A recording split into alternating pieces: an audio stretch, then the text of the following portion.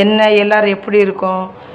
இன்றைக்கி நைட்டுக்கு முட்டை ரோஸ்ட்டு. அதுக்கு தேவையானது இஞ்சி பூண்டு, கருவேப்பிலை, மல்லி இலை, முட்டை, பெரிய உள்ளி, தக்காளி. முதல்ல முட்டையை அவிச்சணும். ரோஸ்ட்டுக்கு தேவையான மசாலா வந்து மிளகு பொடி, மஞ்சப்பொடி.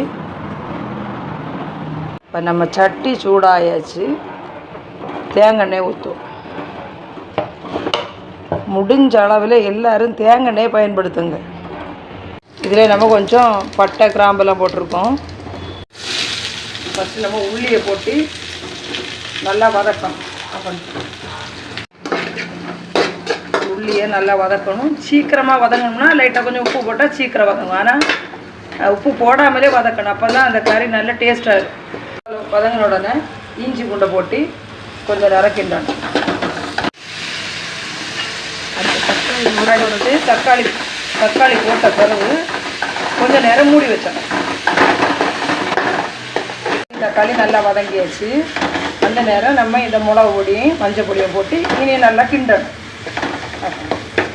நல்லா கிண்டடி நம்மளுக்கு கொஞ்சம் கறி தான் தேவைப்படும். அதுக்கு கொஞ்சம் தண்ணி ஊற்றணும். முட்டையில் இப்படி கொஞ்சம் வரி வரியாக போட்டால் முட்டையை நம்ம குழம்புலேருந்து எடுத்து சாப்பிடும்போது கொஞ்சம் ருசியாக இருக்கும்.